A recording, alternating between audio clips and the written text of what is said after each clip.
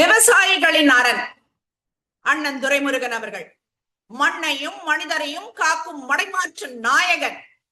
உழுதுண்டு வாழ்வாரே வாழ்வார் என்றார் வள்ளுவர். வாக்கிற்கு இணங்க சேற்றில் கால் வைக்கும் விவசாயியின் வாழ்வு உயர வேண்டும் என்பதற்காகவே தன் அரசியல் வாழ்வை அர்ப்பணித்தவர் நம் துரைமுருகன் அவர்கள். இன்று இங்கே நாம் பேச நிற்பது வெறும் ஒரு வேட்பாளருக்காக அல்ல, நம் மண்ணின் ஈரத்தை காக்க போராடும் ஒரு விவசாயியின் மகனுக்காக. துரைமுருகன் அவர்களுக்கு தெரியும், 1 ஏக்கர் நிலத்திற்கு தண்ணீர் பாயவில்லை என்றால் அந்த விவசாயியின் மனது எப்படி துடிக்கும் என்று. அதனால்தான் அவர் கையில் நீர்வளத்துறை என்ற பொறுப்பு ஒப்படைக்கப்பட்டது. வேலூர் மாவட்டத்தின் விவசாயம் என்பது வானம் பார்த்த பூமி. ஆனால் அந்த நிலையை மாற்ற இவர் எடுத்த முயற்சிகளை எண்ணி பாருங்கள். பாலாற்றின் குறுக்கே தடுப்பணைகளை கட்டி நிலத்தடி நீர்மட்டத்தை உயர்த்த அவர் காட்டிய அக்கறை மகத்தானது. தண்ணீர் எங்கே இருக்கிறதோ அங்கே விவசாயி இருப்பான் என்பார்கள். ஆனால் இவரோ தண்ணீரை விவசாயியின் நிலத்துக்கு எப்படி கொண்டு செல்வது என்று சிந்திப்பவர். ஏரிகளை தூர்வாருவது, கால்வாய்களை சீரமைப்பது என இவர் செய்த பணிகள் இன்று நம் வயல்வெளிகளில் பசுமையாய் காட்சி அளிக்கிறது.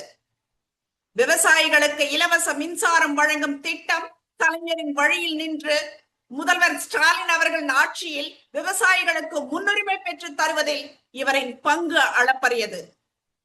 தமிழகத்தின் வாழ்வாதாரமான காவிரி உரிமை போராட்டமாகட்டும், அண்டை மாநிலங்களுடன் நீர் பங்கீடு தொடர்பாக பேசுவதாகட்டும், துரைமுருகன் அவர்கள் வைக்கும் அந்த வாதங்கள் அசைக்க முடியாதவை. அனுபவம் இல்லாதவர்கள் மேடையில் பேசலாம், ஆனால் அதிகாரிகளிடமும் பிற மாநில அமைச்சர்களிடமும் நம் உரிமையை நிலைநாட்ட அனுபவம் மிக அவசியம். விவசாய கடன் தள்ளுபடி, உரம் மானியம், விளைபொருட்கள் உரிய விலை என ஒவ்வொரு கட்டத்திலும் விவசாயிகளின் பாதுகாவலராக திகழ்பவர் துரைமுருகன் அவர்கள். நிலம் வைத்திருப்பவன் மட்டும் விவசாயி அல்ல, அந்த நிலத்தை நம்பி வாழும் கூலி தொழிலாளியும் முன்னேற வேண்டும் என்று நினைப்பவர் அவர்.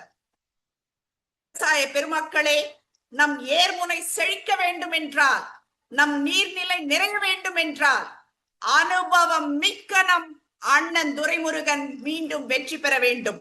மண்ணை காப்போம், விவசாயத்தை காப்போம். உழவன் சிரித்தால் உலகம் சிரிக்கும்.